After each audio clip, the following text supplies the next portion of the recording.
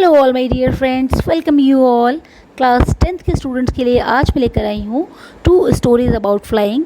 और इसमें 2 पार्ट्स हैं। पहला वाला पार्ट है, इसको हम कहते हैं हिज फर्स्ट फ्लाइट। इसको लिखा है लियाम ओ फ्लेहर्टी ने। ठीक है, चलिए स्टार्ट करते हैं फ्रेंड्स इसके इंट्रोडक्शन के साथ में। तो देखिए, the story by Liam O Flaherty is an account of a young bird that is afraid to fly for the first time. ठीक है, ये जो स्टोरी है लियाम ओ फ्लेहर्टी ने इसको लिखा है और ये एक यंग सीगल के बारे में है। एक छोटा पक्षी जिसका नाम है सीगल, और उसको उड़ने से डर लगता है। फर्स्ट फ्लाइट लेने से उसके अंदर बहुत घबराहट हो रही है। ही believe that his wings would not support him. उसको लगता है कि अगर मैं उड़ूंगा तो मेरे पंख मुझको सपोर्ट नहीं करेंगे। Despite his younger siblings flying fearlessly with much shorter wings. देखा जाए तो उसके जो भाई बहन हैं जो कि उससे छोटे हैं, वो अपने छोटे छोटे पंखों के साथ में बिना किसी डर के आसानी से उड़ जाते हैं। He could not gather the courage to do the same. लेकिन वो अपनी हिम्मत नहीं जुटा पाता है इस तरह की एक्टिविटीज़ करने के लिए। For that he was punished to stay hungry if he didn't try. इसके लिए उसके पेरेंट्स उसको पनिशमेंट देते हैं और कहते हैं कि अगर तुम एफर्ट नहीं करोगे, प्रयास नहीं करोगे, तो definitely we are not going to give you food. हम तुमको खाना देने वाले नहीं हैं। Thus, it was his mother that compelled him to fly by using food as a trap. और उसके बाद उसकी जो मदर हैं, मदर उसको फोर्स करती हैं, कंपेल करती हैं, बाध्य करती हैं उड़ने के लिए, फ्लाई करने के लिए। ठीक है, by using food as a trap. और उसको इस काम को करने के लिए वो फूड का सहारा लेती हैं जिसको वो एज अ ट्रैप यूज़ करती हैं। ठीक है, the lesson reflects how one hesitates to take the first step and that fear is all in the mind. कहते हैं ये कहानी हमें कहीं ना कहीं ये सिखाती है कि स्टार्टिंग में हम कोई भी स्टेप लेने में या किसी भी तरीके का इनिशिएटिव लेने में घबराते हैं, लेकिन बस वही एक पॉइंट होता है जहाँ से हमारी लाइफ की हो सकता है एक नई शुरुआत हो या एक नया टर्निंग पॉइंट हमारी लाइफ में एंटर करे। So friends, we can say that the fear of suffering is worse than the suffering itself. I hope आपको ये इंट्रोडक्शन इस चैप्टर का समझ में आया होगा। चलिए फ्रेंड्स, आगे बढ़ते हैं और अब हम आपको बताएंगे इस चैप्टर के कुछ इंपॉर्टेंट स्पेसिफिक पॉइंट्स के बारे में। तो पहला पॉइंट है कि the young seagull was sitting alone on his ledge. Young seagull जो है, ठीक है, वो एक लेज पे बैठा हुआ था। लेज कह सकते हैं आप an underwater ridge specially of rocks beneath the sea near the shore. ठीक है, समुद्र के किनारे एक पत्थर का टीला कह सकते हैं, उसके ऊपर वो यंग सीगल जो है वो बैठा हुआ था। Second point is 2 brothers and sister had already learn how to fly a day before. अभी एक दिन पहले ही उसके दोनों भाइयों ने और उसकी सिस्टर ने उड़ना सीख लिया था। The young seagull was hesitant and afraid of flying.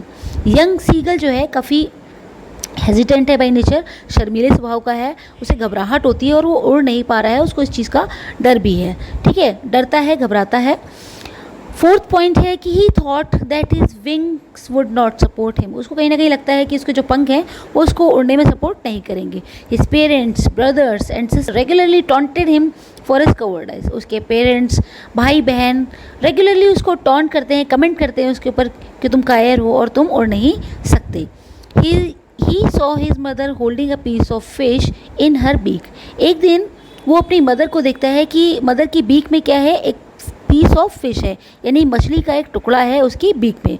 Maddened by hunger, he dived at the fish. उसको बहुत दिनों से 2-3 दिन से भूख लग रही थी। क्यों? क्योंकि उसके पेरेंट्स ने उसको खाना देना बंद कर दिया था। तो भूख से तड़पता हुआ जैसे ही उसने मदर की बीक में फिश की है, वो एकदम से अंडर वाटर डाइव करता है और वो ये भूल जाता है कि उसको तो उड़ना आता ही नहीं है। ठीक है, तो with a loud scream he fail outwards and downwards into the space. मतलब जैसे ही वो डाइव करता है तो वो ऐसा सच बैलेंस नहीं बना पाता है। उसको ऐसा लगता है कि जैसे कि वो आप कह सकते हैं कि स्पेस में फ्लोटिंग कर रहा हो। ठीक है, उस समय उसको घबराहट भी होती है, लेकिन स्टिल वो अपने आप को संभालता है। ही वो सीज्ड विथ टेरर। कहीं ना कहीं उसके अंदर जो घबराहट थी वो उसको कैप्चर कर लेती है। His wings were cutting through the air and he was not falling head long now. उसके जो पंख हैं वो भी उसको सपोर्ट कर रहे हैं। देखिए, कटिंग थ्रू का मतलब होता है गो बियॉन्ड। ठीक है, तो हवा में उसके जो पंख हैं वो भी उसका पूरा सपोर्ट कर रहे हैं। And he was not falling head long now, और अब उसका बैलेंस बन रहा है और वो गिर नहीं रहा है। And then finally he completely forgot that he had never flown before. और अब वो बिल्कुल भूल जाता है कि इससे पहले उसने कभी उड़ान भरी नहीं थी। तो इससे यहाँ पर 4 लाइनें मुझको याद आ रही है, वो मैं आपको सुनाती हूँ, गौर फरमाइएगा। कि यूँ ज़मीन पर बैठकर क्यों आसमान देखता है, यूँ ज़मीन पर बैठकर क्यों आसमान देखता है, पंखों को खोल ज़माना सिर्फ उड़ान देखता है, पंखों को खोल ज़माना सिर्फ उड़ान देखता है। ठीक है, और इसके साथ ही आपने ऐड में भी देखा होगा कि डर के आगे जीत है, तो इसी तरीके से यहाँ पे डर के आगे फाइनली इस सीगल ने जीत को हासिल कर लिया। चलिए फ्रेंड्स, इसी तरीके से आप इस चैप्टर को पढ़िएगा, पॉइंट वाइज इसको रिवाइज करिएगा, आपके लिए काफ़ी हेल्पफुल रहेगा क्योंकि टर्म 1 के एग्जाम्स आने वाले। चलिए फ्रेंड्स, अब मैं आपको बताती हूँ इसके कुछ इंपॉर्टेंट MCQs।